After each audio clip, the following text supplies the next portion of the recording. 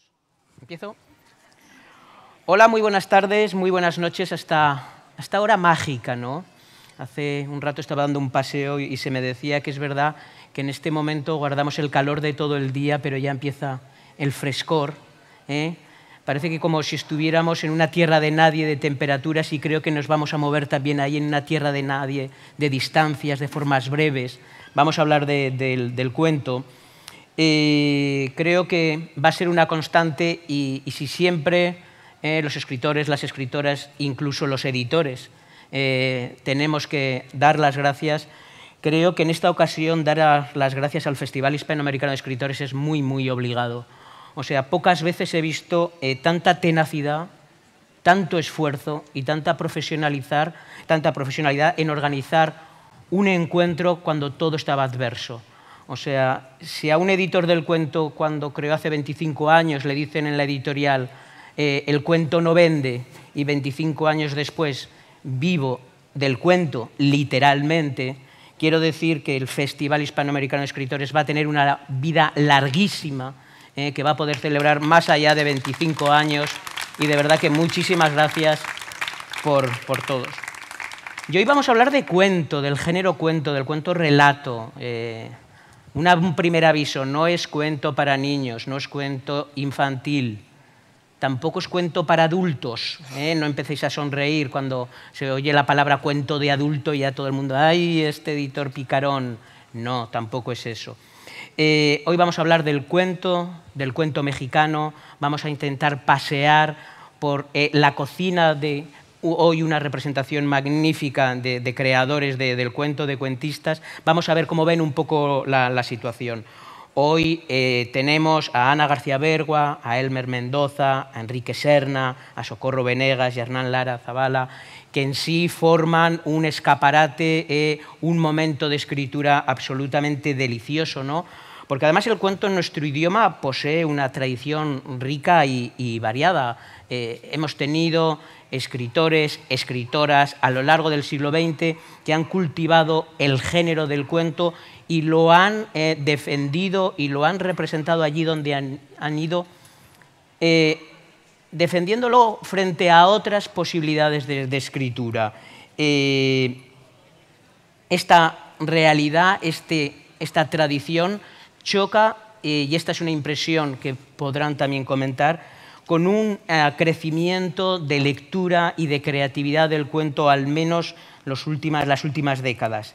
El crecimiento de publicaciones de manos de editoriales independientes, algunos grandes éxitos de editoriales muy grandes, la llegada de toda la comunicación virtual que parece que favorece ciertas formas breves de conocimiento, comprensión y lectura. Desde luego no es nada desdeñable que todo el tejido de talleres y escuelas de escritura creativa, donde el cuento es un magma perfecto para poder crear.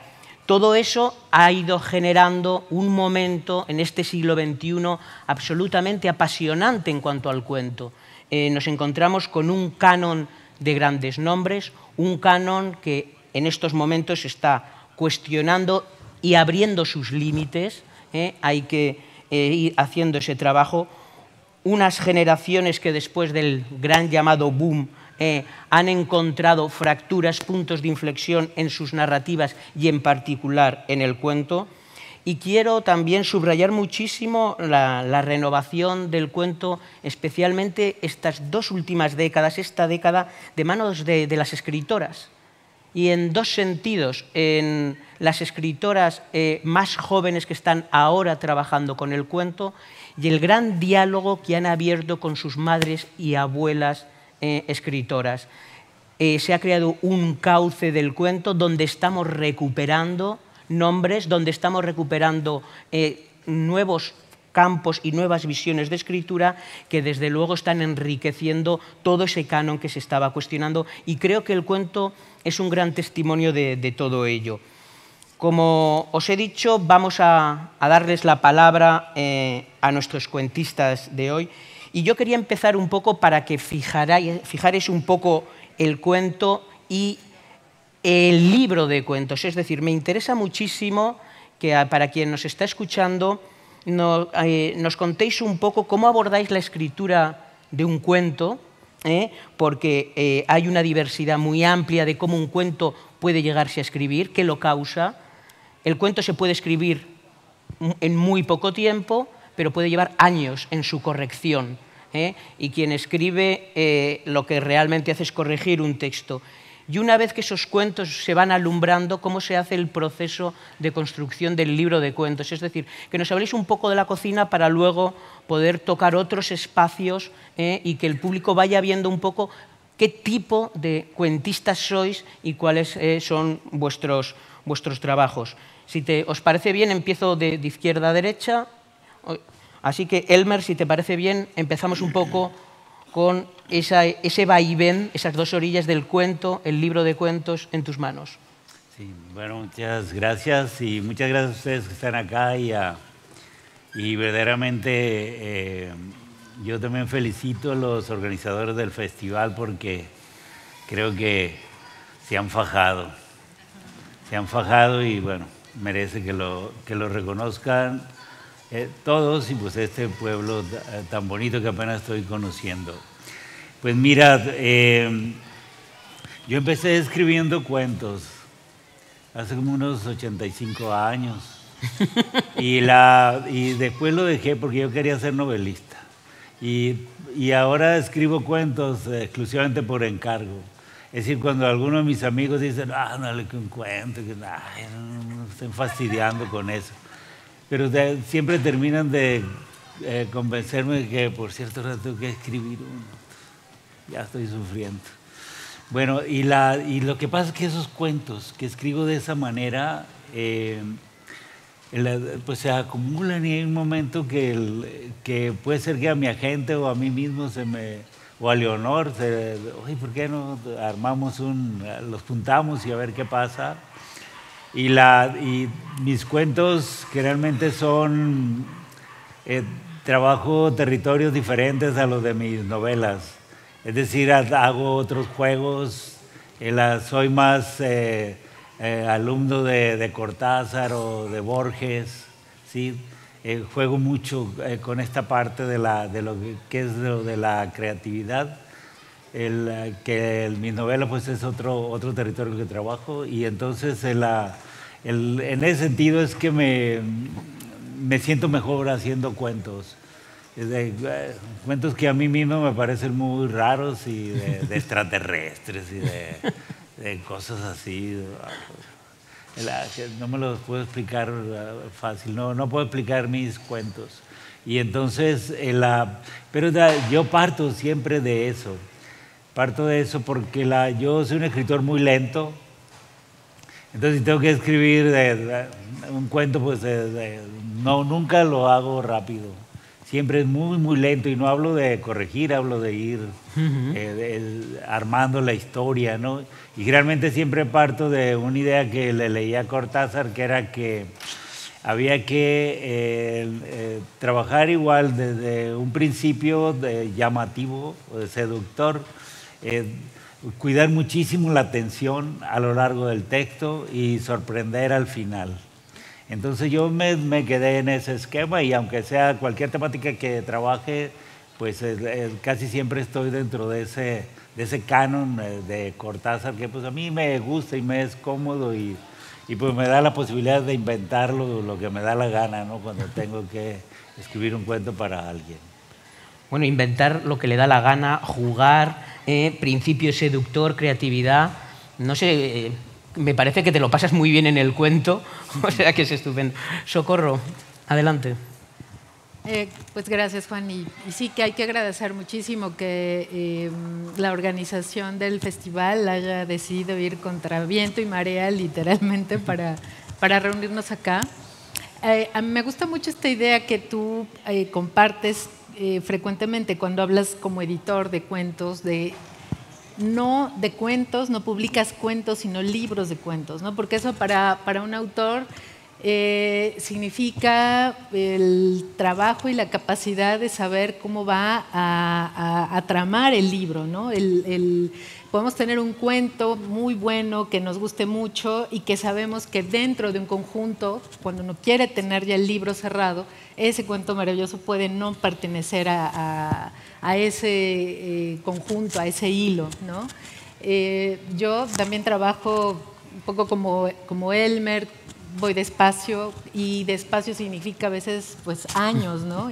El libro que tú publicaste, mi libro en 2019, La memoria donde ardía, fue pues un proyecto de años y donde yo no estaba muy segura tampoco de qué es lo que le daba unidad al libro, hasta que tuve todos esos cuentos, los fui revisando, fui descartando y encontré cómo se trataba de historias que reunían a sobrevivientes, ¿no? Eso fue lo que le dio unidad al libro, pero también y eso es lo maravilloso en un libro de cuentos, también lo que le dio esa diversidad de la que hablabas.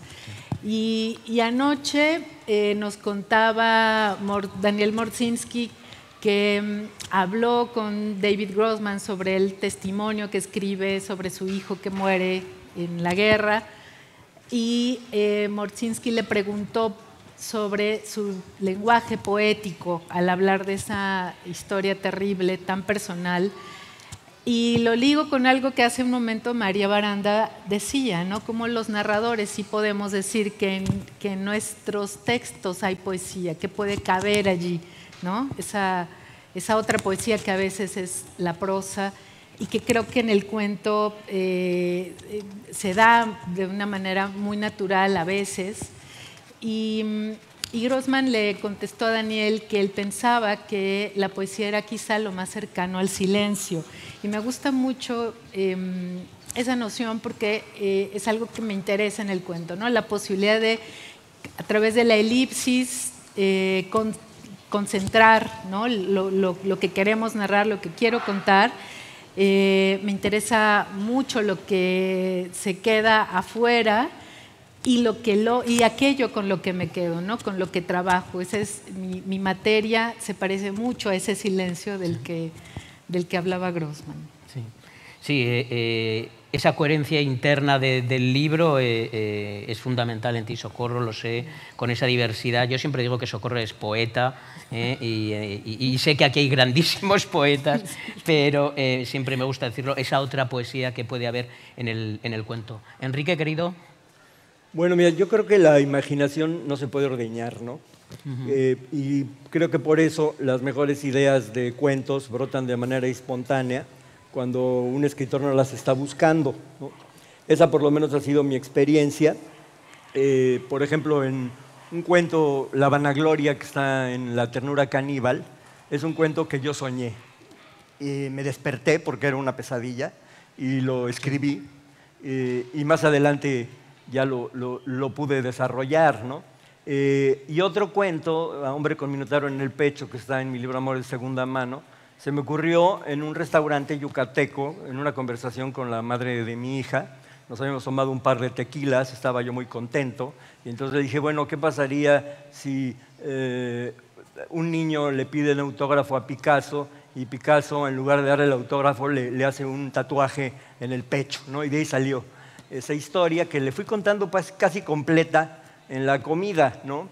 Yo creo que la conversación con amigos ingeniosos es un gran estimulante para la imaginación y de hecho fue la materia prima de un género muy popular en el siglo XVIII que fue las cartas, ¿no? La literatura epistolar de las grandes escritoras francesas de aquella época, Madame de Staël, Madame de Sévigné, etcétera, que eran señoras que se la pasaban platicando entre ellas todo el tiempo y que cuando no podían estar con las amigas se escribían cartas todos los días, ¿no? Ese palique creo que es una de las cosas más interesantes para un escritor porque te retroalimenta, ¿no?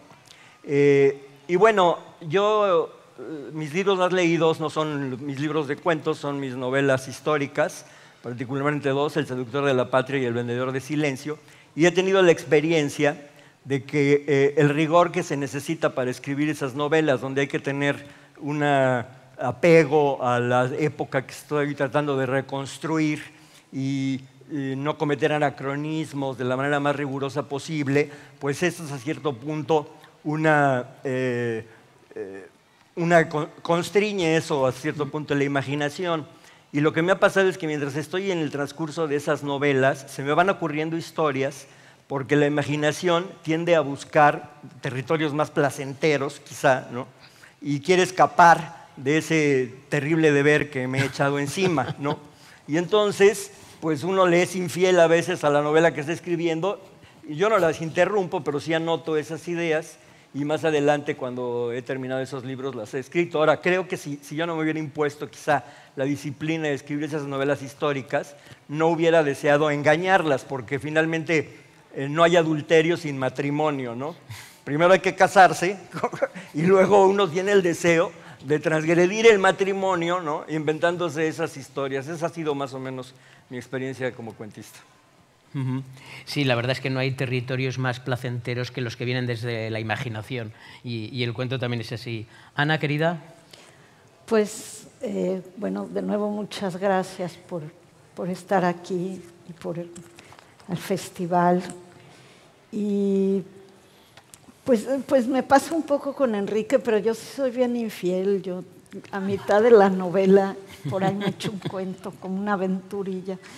Pero en los últimos años me ha estado pasando que siento más libertad escribiendo cuentos que escribiendo novela, porque la novela sí es muy celosa de que no te vayas por donde no debes, de que también hago cosas históricas y entonces que todo concuerde y de repente sí es como estar casada con un señor muy exigente, el de la novela.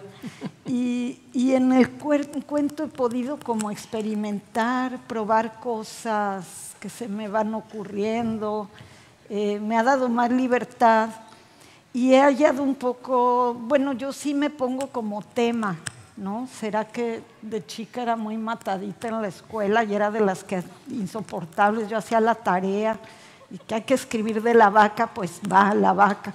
Y un poco me pongo tareas, temas, son como más que temas, territorios en los que yo puedo desarrollar historias, ¿no? Con Juan, el libro que editó es un edificio, son departamentos de un edificio y el más reciente, luego hice un libro de viejos, de cuentos de viejos, y el más reciente son medios de transporte. Son cuentos que suceden en autobuses, trenes, aviones, cosas así.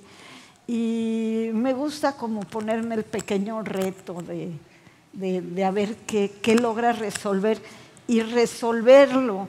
Es como para mí un cuento es como un acertijo, como una adivinanza que tengo que resolver y encontrar como la solución exacta, el final preciso.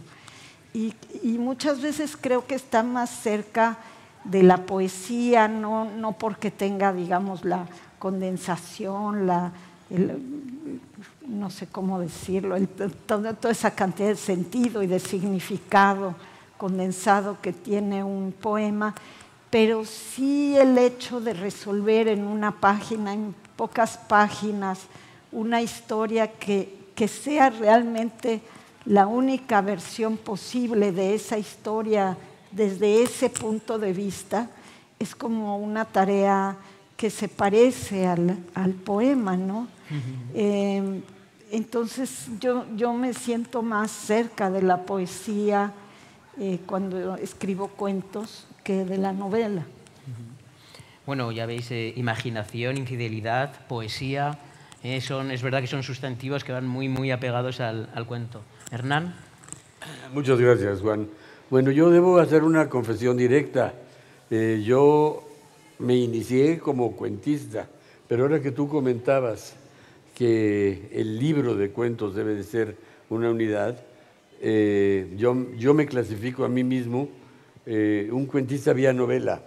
O sea, mi primer libro, que se llama De Citilchen, lo concebí pensando en que era una serie de cuentos interrelacionados que permitían de algún modo leerse independiente y también como un conjunto. Eso lo aprendí de los norteamericanos y de los ingleses y de los irlandeses, en el sentido de un libro de cuentos unitario, o sea, no es un amontonamiento de cuentos, o sea que es un libro de cuentos en donde a veces pueden duplicarse los personajes, a veces no, pero evidentemente el chiste para mí, de un buen cuento, efectivamente es la resolución, y la resolución es siempre un problema, porque esa resolución no puede ser la obvia. Como dicen, hay muchas puertas, pero la que tiene que abrir finalmente es la menos esperada, es la más simbólica, llamémoslo así, ¿no? Para mí, el chiste de un buen cuento es frustrar las expectativas del lector. Cuando tú frustras las expectativas del lector, pero no mecánicamente, porque eso es muy importante, sino que sea orgánico, en ese momento el cuento, digamos, adquiere su capacidad de redondez. Y bueno, comentar que uno de los escritores, bueno, los escritores que más admiro todos son cuentistas, o sea, Faulkner, Hemingway, Joyce, el propio que voy a comentar ahora, William Trevor, que es un gran escritor de cuentos, y cuando tuve la oportunidad de conocerlo, yo le dije, yo igual que usted es un gran cuentista, pero veo que también escribe novela, y él me dio un consejo muy importante, me dijo, es que sabes que para ser escritor de prosa no puedes conformarte con el cuento, y no porque esté devaluado, ojo, yo también soy de los que creo, Borges decía, hay novelas, hay literaturas sin novela, pero ninguna sin poesía y sin cuento, o sea que cuando lo pensamos, el cuento es uno de los elementos fundamentales, digamos, de las grandes literaturas. Estamos hablando del Mahabharata, estamos hablando de las Mil y Una Noches, estamos hablando de Cervantes, o sea, de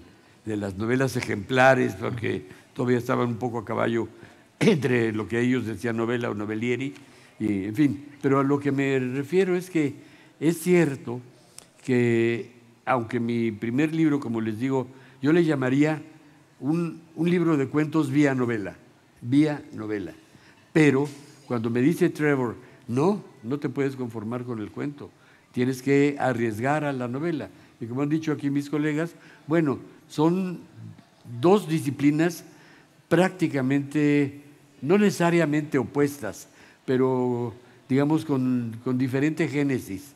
Un cuento, como ha dicho Enrique, como han dicho aquí, ¿no? Un cuento de algún modo es un momento de inspiración, es una imagen, algo que llega, puede ser verbal, puede ser visual, etcétera, y de pronto te da de algún modo en un flashazo, te da la historia y ya después hay que recuperarla. En cambio, la novela, la verdad, es voluntad, disciplina, paciencia. El cuento es impaciente, la novela es paciencia. Y entonces, bueno, pues yo la verdad, ese consejo que recibí de William Trevor, dije, bueno, no, es que sí es cierto que un escritor de prosa tiene que tener los dos elementos. No quiere decir, ojo, como pasa con el caso de Cortázar, que sean igualmente exitosos, pero lo que sí pienso yo es que, digamos, en el cuento está el origen de la ficción y que tiene que ver algo que efectivamente con la poesía, porque ¿sabes qué? Todo cuento necesita inspiración y la inspiración llega sola. En cambio, en la novela, como ya comentaron aquí, ya Elber, Enrique, bueno, pues todos los estamos aquí, necesita de veras paciencia, voluntad, disciplina, esfuerzo, investigación, pero bueno, finalmente se complementan porque ambas son prosas y prosas que para mí, eso es lo que más placer me causa, junto con el ensayo, por cierto, pero bueno. Sí, es verdad que el cuento es inspiración y me da pie para hacer una nueva ronda de comentarios, lo que comentas, Hernán, de esa estructura de libros de cuentos que son cuentos independientes, los vas leyendo de una forma autónoma, pero que cuando acabas el libro has tejido sin darte cuenta una novela en tu cabeza porque hay pasajes muy evidentes y otros más sutiles que construyen la estructura del libro. Es una vocación muy fuerte. Quizá en el otro extremo pudiera haber un libro de cuentos con más diversidad, donde quizás sea más importante la atmósfera que lo que se narra, pero que al final hay una coherencia interna. Este es un término muy de Mariana Enríquez. Hay una coherencia interna en el libro que de pronto todos esos cuentos dialogan. Entre todos esos extremos que vemos que el cuento se escapa, habéis hablado de libertad, habéis hablado de seducción, Elmer ha dicho la palabra juego, que es verdad. En cambio, todos los que escribís, todos los lectores de cuentos, sabemos que el género ha sido supeditado y normalizado en decálogos, dodecálogos, o sea, todo el creador de cuentos ha intentado hacer sus propias normas de cómo se escribe un cuento, o al menos intenta retratar la experiencia de haber escrito un libro de cuentos y saca ciertas conclusiones, a veces en forma de decálogo. Pero en cambio es verdad que nos encontramos ante un género híbrido, fronterizo, muy mestizo, es resbaladizo, y todo eso creo que se está viendo más ahora que nunca, ese tipo de transformaciones, de modificaciones, y por ahí me gustaría que comentarais un poco.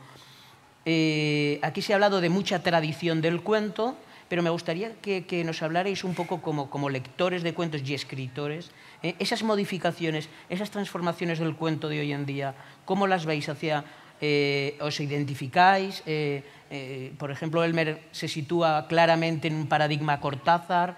Me gustaría que hablarais de esas transformaciones, porque el cuento ahí sí, y lo habéis dicho, es un campo de experimentación, es un género rápido, es un género abierto, es un género infiel.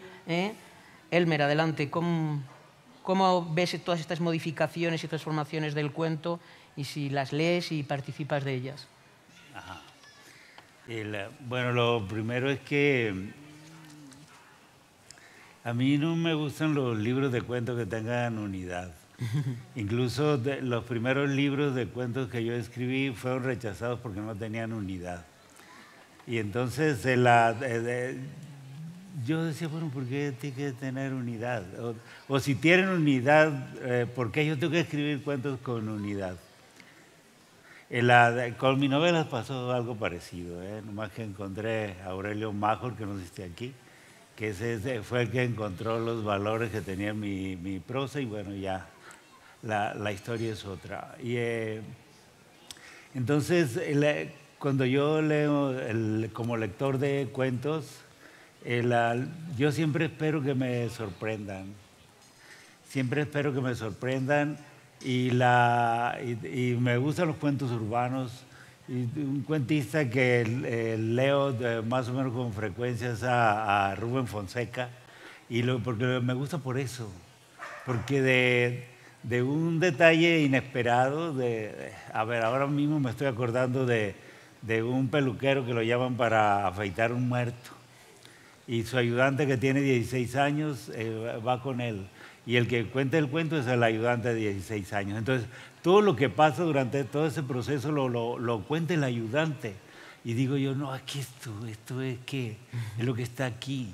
Es decir, y el cuento que sigue no tiene nada que ver con eso. Es decir, bueno, eso es lo mío. Y ¿por qué? Porque yo creo que, volviendo a Cortázar, que cada cuento tiene que ser como una bola de fuego, y tiene que sorprender y tiene que quemar de manera diferente. ¿Sí? Incluso dentro de esa bola uno puede ser de fuego fatuo, que no quema nada, ¿no? O sea, a mí eso es lo que me gusta. A mí me gusta mucho tener contacto con lo que no conozco, con lo que no puedo, con lo que nunca había pensado. Y entonces cuando voy a un libro de cuentos, lo que espero es eso. Lo que espero es eso, es decir, encontrar algo que yo no lo he pensado, que jamás lo hubiera pensado, que qué bueno que alguien lo hizo. Y yo nunca siento, ay, qué envidia que esto me ganó, no, digo yo, ay, como que alguien lo hizo así.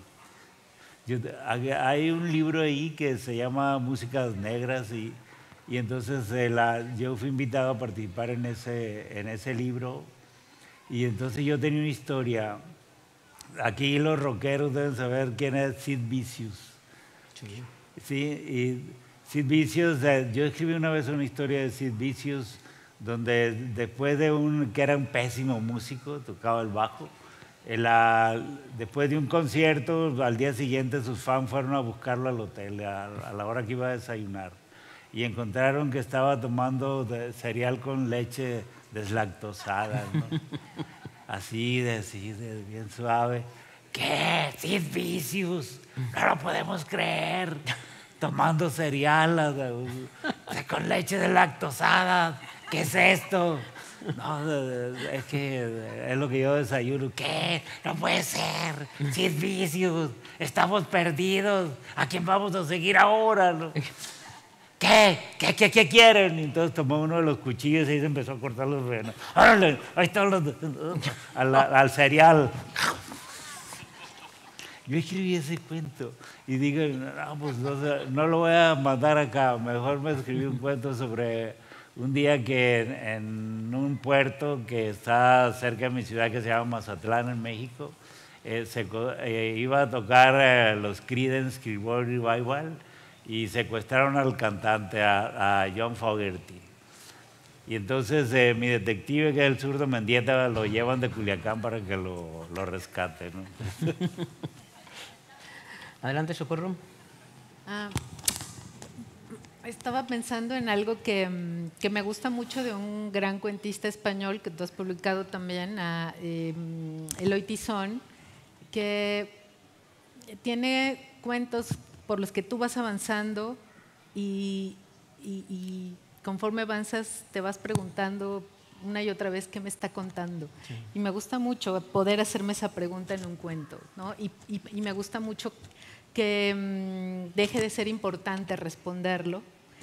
Y esto que él trabaja muy bien, ¿no? Sobre un texto que tenga una verdad emocional, más allá de que te quiera sorprender, que te quiera deslumbrar, que te quiera contar algo unívoco, ¿no? Eso a mí me gusta mucho, ¿no? Y claro que hay allí una clave poética interesantísima.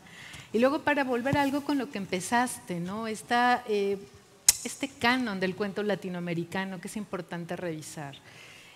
Somos coeditores de una antología de cuentistas que se llama Vindictas, porque está reuniendo allí a grandes narradoras latinoamericanas que no forman parte del canon del cuento latinoamericano, que no aparecen en las principales antologías del siglo pasado y que más allá de preguntarnos por qué habría que ir a leerlas. Y pienso, por ejemplo, en Armonía Somers, esta uruguaya, que en el siglo pasado ya estaba ella preguntándose muy poquito sobre las formas clásicas o tratando de ceñirse a lo que era considerado el canon del cuento. Estaba rompiendo completamente todos los moldes. Pienso, para hablar de una autora mexicana también admirada, una estupenda cuentista, hablábamos con Sandra Lorenzano de ella hace poco, María Luisa Puga, con unos cuentazos verdaderamente arrolladores. Esas escritoras, ¿no? Las que habría que recuperar y que nos dicen, como hace poco Margot Glantz también me decía, yo trabajo, me decía Margot, trabajo con el fragmento desde el principio de mi trabajo literario, desde que empecé a escribir, y no me querían publicar por eso, y ahora parece una moda y parece que se está descubriendo esto, ¿no? Entonces, ver a esas autoras, ¿no? Ver a esas otras miradas, ver cómo nos hacen preguntarnos por cómo se ha configurado ese canon y cómo nos hemos configurado nosotros como lectores, qué nos falta mirar allí, ¿no? en esa tradición. Creo que el cuento quizá, como ningún otro género, permite que el actor haga, que el autor sea condescendiente, ¿no? Te exige, creo que también, como decía Ana, que es un espacio de libertad y que tiene todas las exigencias también de esa libertad que se asume, ¿no? Enrique. Bueno, el cuento es un género que ha evolucionado relativamente poco en la historia de la literatura. Es anterior a la invención de la escritura, igual que la poesía, ¿no? Y yo creo que se ha sostenido sin demasiados cambios, ¿no? Porque depende del genio de la fabulación, ¿no? Que es su materia prima. Ahora, ha habido transformaciones que yo creo que son transformaciones sobre todo de la sensibilidad del público y de esa sensibilidad que el autor trata de compartir con un público que al principio de estos cambios es siempre minoritario, ¿no? Y esto tiene que ver también con mi evolución como escritor. Yo empecé escribiendo cuentos fantásticos cuando era un adolescente, pero tardé bastante en dominar el oficio literario, unos 10 años, y para cuando ya volví a escribir cuentos, a eso de los 25, 26 años, ya la vida me había pervertido, y entonces me interesaban más los cuentistas crueles, ¿no? Los cuentistas de humor negro. Por ejemplo, Villiers de L'Isle-Adam, el autor de los cuentos crueles, Baudelaire, que yo creo que en el Spleen de París varios de esos poemas en prosa pueden ser considerados cuentos, y un cuentista que me fascina, el brasileño Joaquín María Machado de Asís, que tiene algunos cuentos fabulosos, el cubano Virgilio Piñera, Rubén Fonseca, quien ya mencionó, Elmer, ¿no? Y esos cuentistas a mí me impresionaban profundamente en esa época porque coincidían con los descubrimientos que yo estaba haciendo sobre la naturaleza humana, sobre la vida en sociedad, sobre la dependencia neurótica que se produce en el seno de la pareja, por ejemplo, sobre el esnovismo de las clases acomodadas, y todas esas cosas reavivaron mucho mi temperamento satírico, y a partir de entonces he sido un cuentista de humor negro, ¿no? En los 4 libros que he publicado en este género, ¿no? Ahora, yo creo que este es un cambio que más que formal, ¿no? Se produce cuando en ese tiempo en Francia, a mediados del siglo XIX, ¿no? Hay una serie de escritores que están en contra de unos valores que ya consideran caducos, ¿no? Que son los valores de la moral burguesa y que tratan de dinamitarlos, ¿no? Y eso es algo que creo que prevalece todavía hasta nuestra fecha, ¿no? Y que seguramente hace que estos son clásicos modernos que van a tener una muy larga vigencia. Ana. Yo ya no sé cuál era la pregunta, pero hablaré de lo que estaba pensando, escuchando a mis compañeros. Ahora en la pandemia, un grupo de amigos, de escritores, con Fabio Morábito, nos pusimos a leer las versiones de los cuentos, de algunos cuentos de Carver, y con la intervención de su famoso editor, y sin ella, ¿no?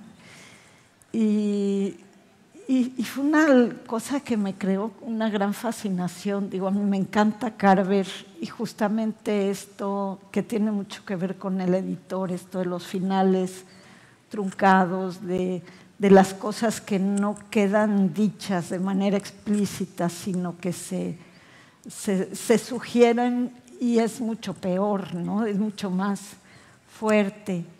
Creo que es una escuela que a mí me atrae mucho. Por un lado, también soy una escritora bastante satírica, y me han dicho que soy mala, malvada con mis personajes.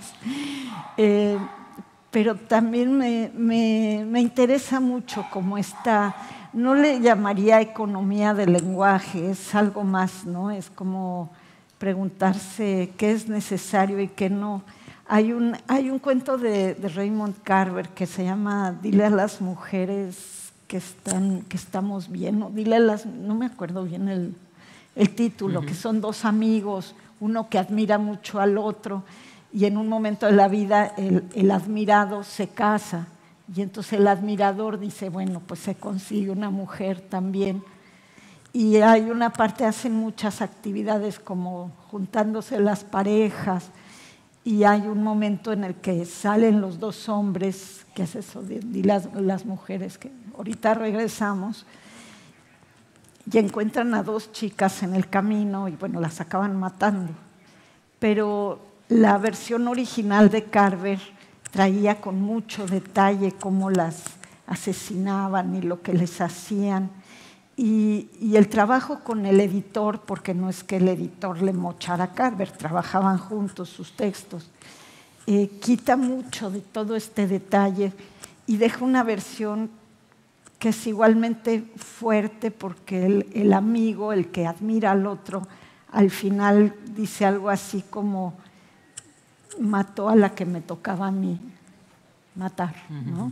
Entonces, es peor que si te hubieran contado una escena cruelísima, porque te das cuenta de lo que significa esta relación para los dos personajes, que la cosa era entre ellos, y que las mujeres no importan en el cuento, ¿no?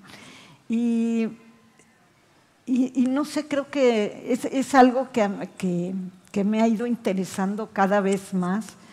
También era muy lectora de cuento fantástico. Yo asumo una parte de mis cuentos son cuentos de corte fantástico, pero para mí es como otra vertiente, otra posibilidad de la realidad, ¿no? De repente los personajes se afantasman porque, pues creo que a veces hasta nos pasa a todos, nada más que no nos damos cuenta.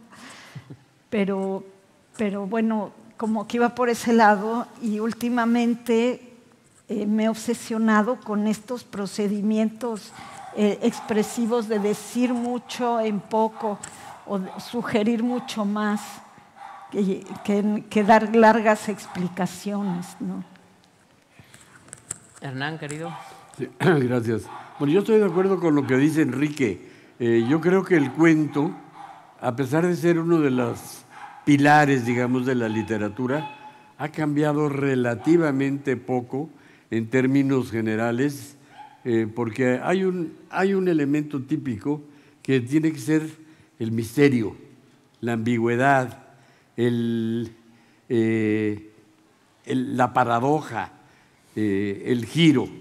Y eso está, yo diría, desde Chaucer y Boccaccio hasta nuestros días.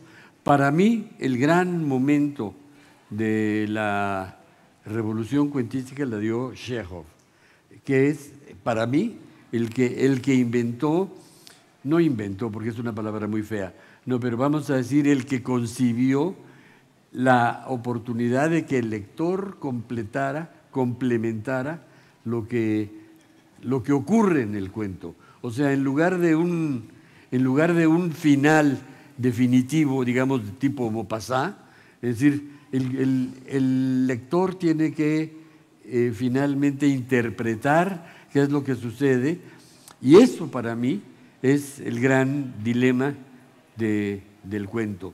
El cuento ha ido cambiando, pero yo digo, si empezamos con, como les digo, todos los cuentos, por ejemplo, de Chaucer, tienen una ambigüedad que es inherente al cuento, Llegamos vamos a decir, a Chekhov, después a Joyce, cuando inventa la palabra epifanía, que es una palabra, digamos, de orden religioso, pero que es importantísima porque finalmente, como el nombre epifanía indica, es la revelación.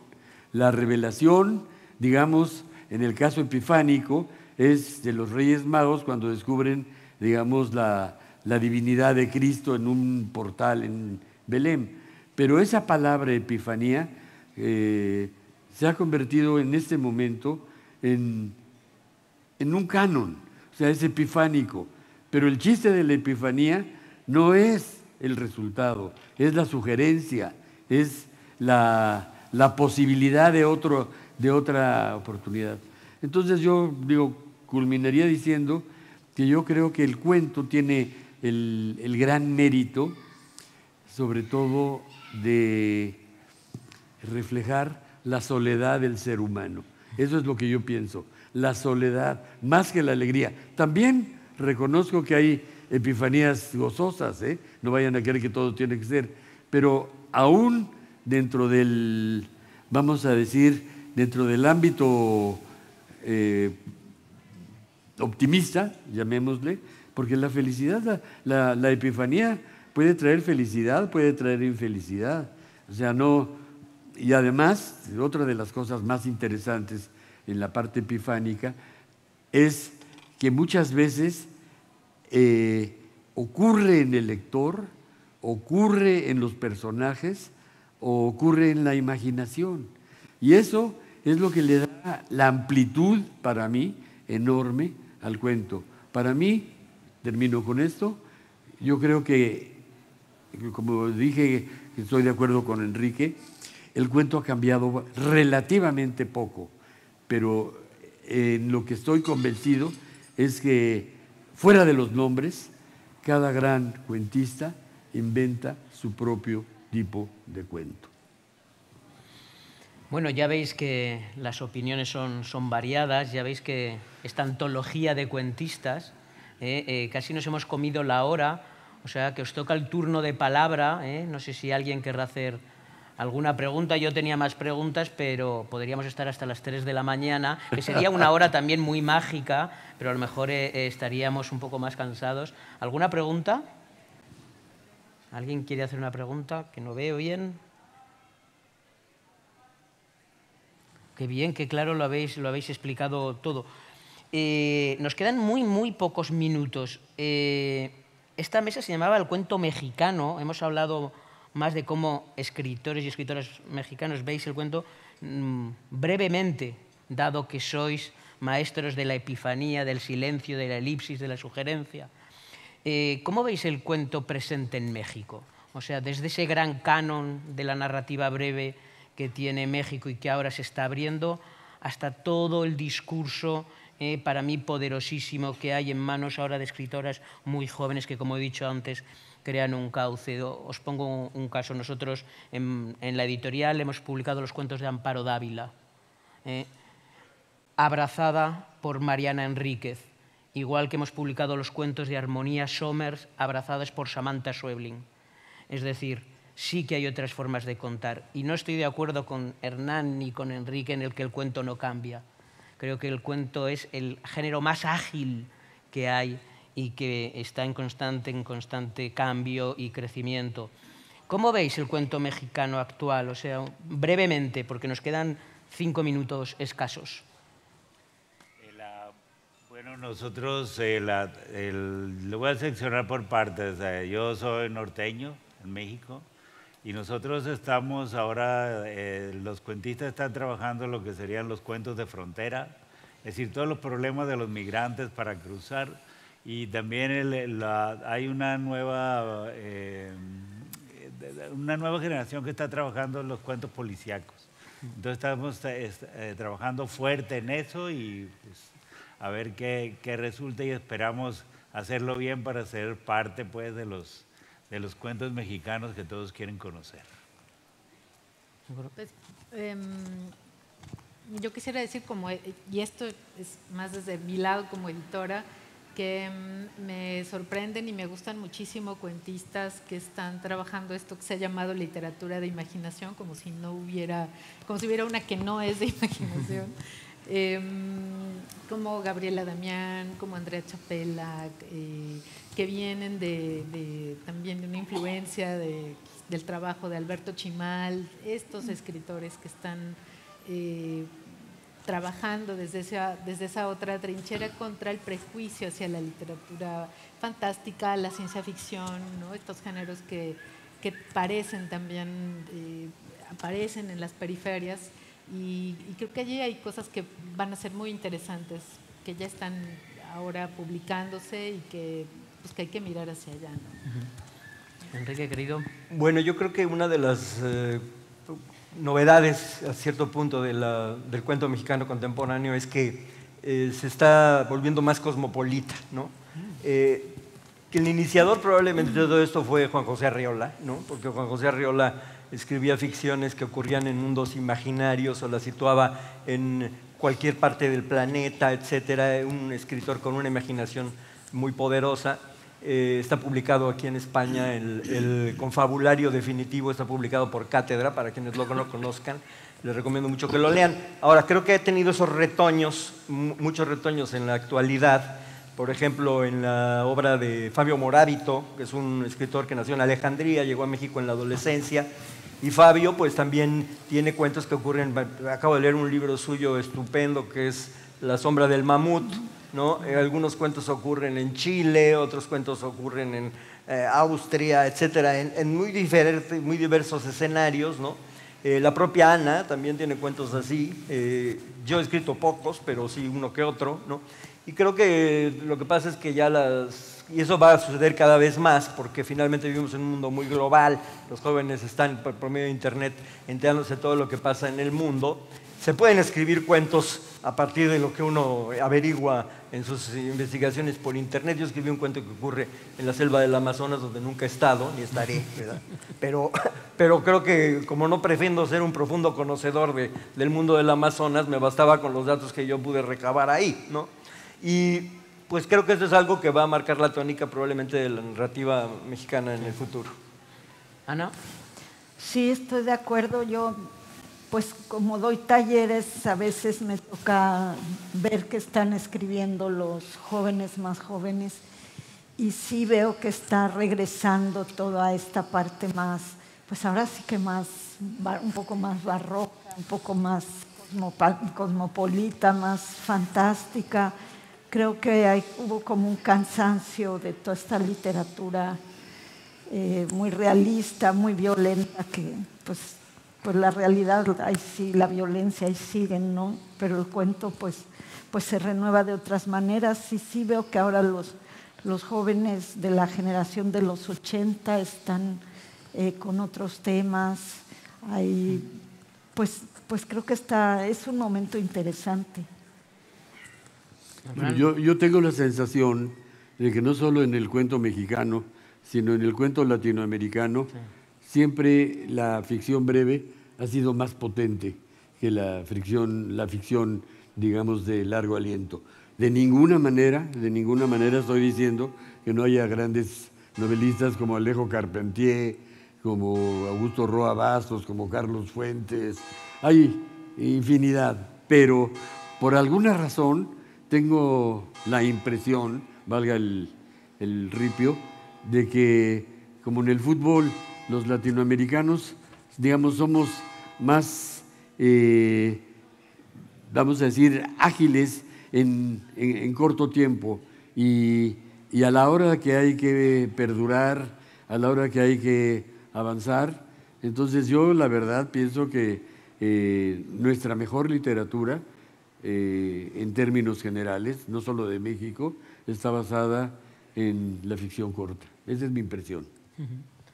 Bueno, ya veis que hemos repasado poéticas, hemos repasado territorios de libertad, de poesía, de cuento, hemos hecho un rápido retrato del cuento mexicano actual. Y nada, nos han dicho que a las 9 teníamos que acabar, como los cuentistas hacen lo que les da la gana, que para eso son cuentistas, hemos acabado a las 9 y 1 minuto. Así que nada, muchísimas gracias y un gran aplauso para ellos y para ellas, por favor.